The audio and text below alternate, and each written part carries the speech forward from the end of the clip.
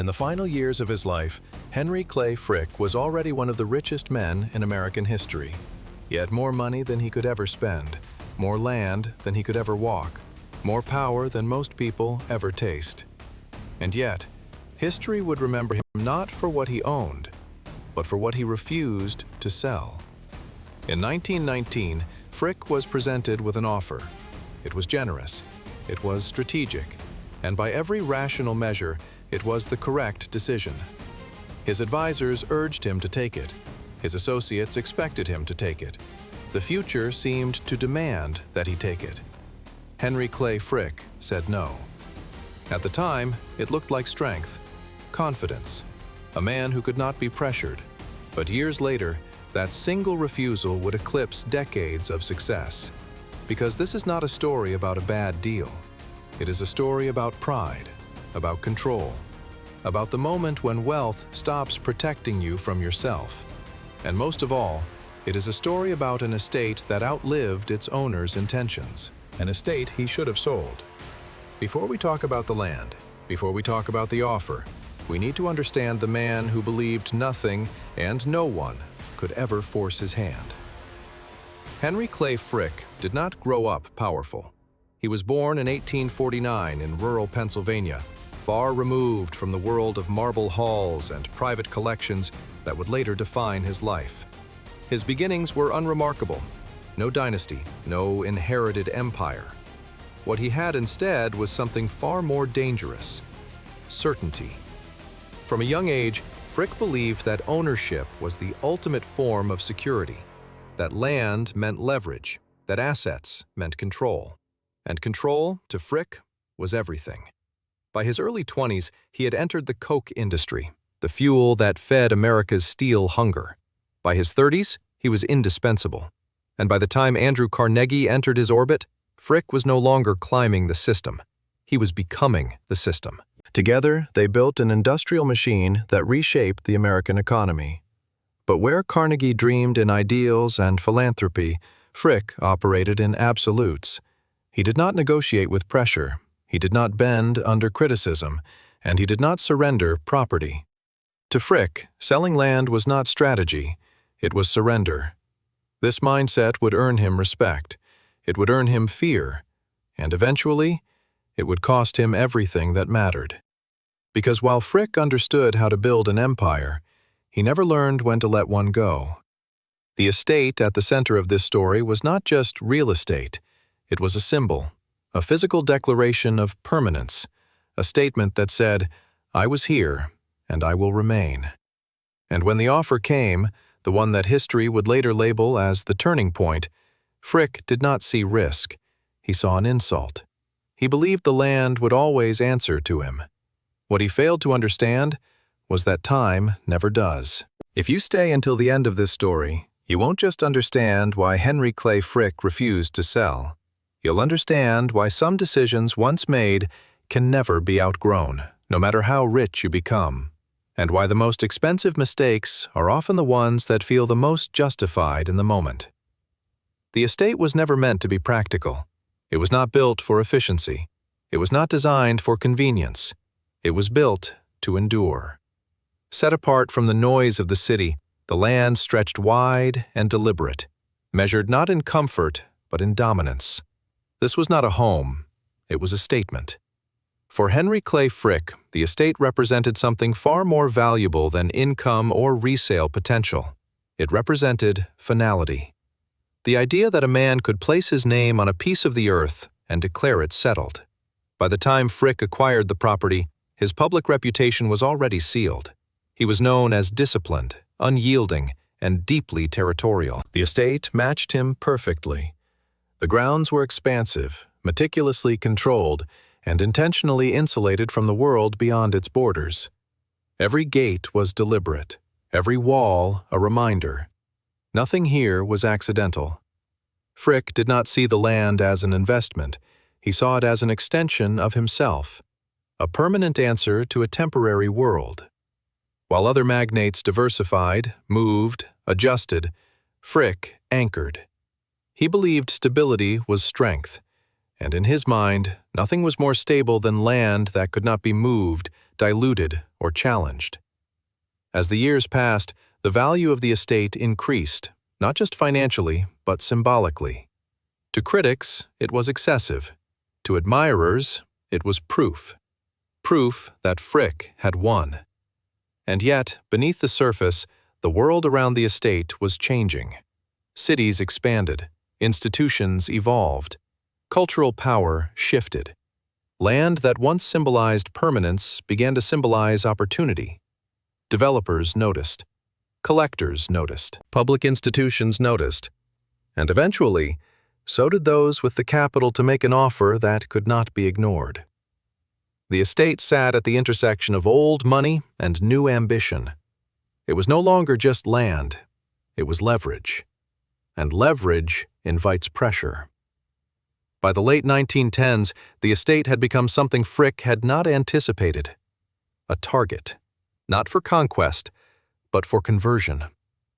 There were plans, long-term visions, proposals framed as respect rather than intrusion. The offer, when it came, was not rushed. It was patient, structured to appeal to reason, legacy, and inevitability. Frick was not being asked to give something up. He was being invited to redefine it. To sell the estate was not, in their view, to erase his presence, but to transform it, to secure its future beyond his lifetime. But Frick did not see transformation. He saw erosion. He saw the first crack in the idea that anything he owned could ever outlive his control. To him, the estate was not a chapter. It was the conclusion. And conclusions are not meant to be revised.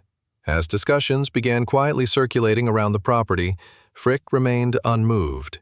He listened, he nodded, and he dismissed. To sell would be to admit that permanence was an illusion, and Frick had built his entire identity on the opposite belief. The estate, in his mind, was immune to time. It had survived acquisition. It had survived public scrutiny. It would survive him. What Frick failed to see was that the estate had already begun to outgrow its owner, that its future was no longer aligned with his intentions, and that by refusing to release it, he was not protecting his legacy. He was delaying its reckoning. The offer would return, but it would never sound the same again. Because from this moment forward, the estate was no longer just land. It was a decision. And decisions, once deferred, have a way of choosing for you. The offer did not arrive with urgency.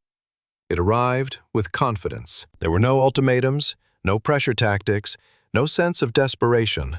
It was presented as a formality, a conversation between people who understood value. By this point, Henry Clay Frick no longer needed to be convinced that the estate was valuable. Everyone already knew that. What the offer did was something far more dangerous. It suggested that the estate might be more valuable in someone else's hands. The proposal was precise, carefully structured, legally sound, and financially overwhelming. The figures were generous enough to silence skepticism. This was not a speculative bid. It was a serious attempt to secure the future of the property while Frick was still alive to influence its direction. The offer included assurances that the estate would be preserved, that Frick's name would remain attached, that its purpose would be elevated, not diminished. To any outside observer, it was a victory. Frick would walk away wealthier, unburdened, and immortalized. He would exchange land for legacy. And yet, Frick hesitated. Not because the terms were unclear, not because the numbers were insufficient, but because the logic of the offer challenged something fundamental. It implied that ownership could end, that control could be transferred without loss. Frick had built his life rejecting that idea. His advisors urged caution, not because the deal was risky, but because refusing it might be. They spoke of timing, of markets, of inevitability. They reminded him that land does not remain static, that value shifts, that opportunities, once declined, rarely return unchanged. Frick listened, and then he did what he had always done. He trusted himself. To Frick, the offer was not an opportunity. It was a test of resolve, a test of authority. Accepting it would mean admitting that the estate's future no longer belonged solely to him, that others could shape what he had claimed as permanent. He was not ready to concede that. In his mind, selling would not secure his legacy. It would dilute it. So Frick refused, quietly, firmly, without spectacle. To the outside world, nothing changed. The estate remained his, the gates stayed closed, and Frick returned to the certainty that had carried him this far.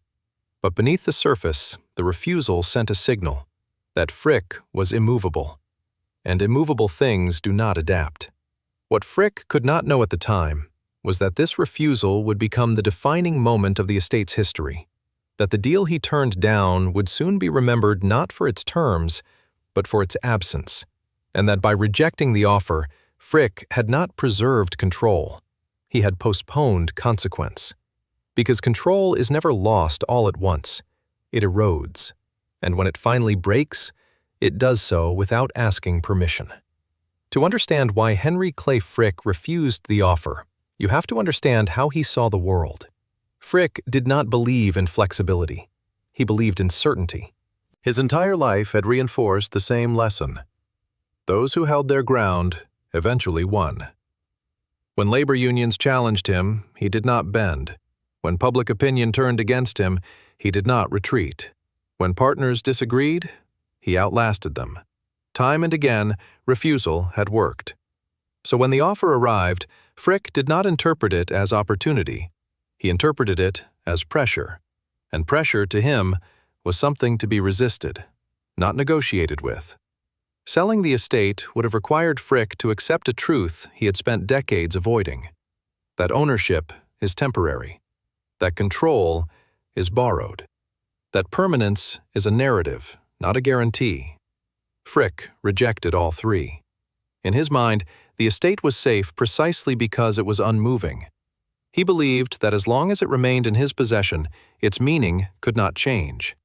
What Frick underestimated was how deeply personal the estate had become. It was no longer land. It was proof. Proof that his life's philosophy had been correct. That accumulation created security. That refusal created strength. That holding on was always superior to letting go. Selling the estate would have unraveled that logic. It would have introduced doubt, and Frick did not tolerate doubt. There was also fear.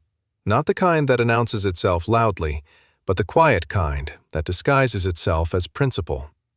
Fear that once the estate was sold, his relevance would begin to fade. Fear that the world would move on without him. Fear that history would reinterpret his decisions without his consent. By refusing to sell, Frick believed he was protecting his narrative, that as long as the land remained untouched, so would his legacy. But legacies do not freeze in place. They evolve. And when they are denied evolution, they fracture. Frick convinced himself that waiting was wisdom, that time was on his side, that the estate would only grow more valuable. What he failed to recognize was that the value others saw in the land was no longer financial. It was cultural, symbolic, institutional. And those forms of value do not respond to patience. They respond to access. By refusing the offer, Frick did not stop the future from approaching the estate. He only ensured that when it arrived, it would do so without him. This is the illusion at the heart of the refusal, the belief that saying no preserves control, when in reality it often accelerates its loss. Frick died believing he had held his ground, believing that he had remained consistent, believing that consistency was the same as wisdom. History would disagree, because the refusal was not strength, it was rigidity, and rigidity does not survive change. It shatters. The consequences did not arrive immediately. They never do. At first, Frick's refusal seemed justified. The estate remained intact, its value continued to rise, and the world moved on, or so it appeared. But control, once tested, rarely remains unquestioned. After Frick's death, the estate entered a phase he could no longer manage. What had once been governed by a single will became subject to interpretation. Legal structures replaced authority. Committees replaced certainty. Intentions replaced control. The land did not remain frozen in time. It became contested. What Frick believed he had secured through refusal began to erode through distance. Decisions were made without him. Adaptations were introduced. The estate's meaning shifted, not violently, but irreversibly. The opportunity Frick had declined did not return. Instead, alternatives emerged, less favorable, less controlled, less aligned with his original vision. What could have been a managed transition became a forced evolution, and forced evolution does not preserve legacy. It compromises it. The estate was no longer remembered for what Frick intended it to be. It became known for what it turned into, a symbol of unrealized potential. A reminder that even vast wealth cannot freeze outcomes. The irony was unavoidable. In refusing to sell in order to protect the estate's identity, Frick ensured that he would lose any influence over what it became. What he feared most, dilution, arrived anyway, just without compensation. The land survived, the name endured, but the control he valued above all else vanished completely. And with it, the narrative Frick believed he was safeguarding. History does not judge refusal kindly when it is followed by inevitability. It does not reward rigidity. It records it. And in Frick's case, the record is clear. The estate became more than he imagined, but never in the way he intended. Henry Clay Frick is remembered as one of the architects of American industrial power. His name is etched into institutions, into collections, into the infrastructure of wealth itself. But when history revisits his life, it does not linger on his accumulation. It lingers on his refusal. The estate he would not sell became the lens through which his legacy is interpreted. Not because it failed, but because it escaped him. What Frick wanted was permanence. What he achieved was survival, without authority. The land endured, the name remained, but the meaning changed. And meaning is the only part of legacy that truly matters. Frick believed that holding on was an act of strength, that letting go was concession. But history offers a quieter lesson. Sometimes refusal is not defiance. It is delay. And delay does not stop outcomes. It only removes your ability to shape them. The estate became larger than Frick's vision, more influential than his intentions. But it did so without his voice, without his guidance, without the control he valued more than money. In the end, Frick did not lose the estate. He lost the chance to decide what it would become. And that is the cost rarely discussed when people talk about selling. We are taught to admire those who never give in, who never compromise, who never release what they have claimed. But history is not written by those who hold on the longest. It is written by those who know when holding on becomes liability. Henry Clay Frick said no because it felt consistent, because it aligned with who he had always been, and that is why it worked for so long. Until it didn't. Because the most dangerous decisions are not the reckless ones. They are the ones that feel justified, the ones that confirm your identity, the ones that allow you to say, "This is who I am." Every person has an estate, not always land. Sometimes it's a position, a belief, a relationship, a version of yourself you refuse to release. And one day, an offer comes. Not always in the form of money, but in the form of change. And the question is never whether you can afford to say no. The question is whether saying no will cost you the ability to choose later. Henry Clay Frick never believed he would lose control. He believed control was something you kept by refusing. History proved otherwise. If this story made you uncomfortable, that's intentional. These are the stories worth sitting with. And if you want more stories about power, pride, and irreversible decisions, subscribe, because the next one might not be about history. It might be about you.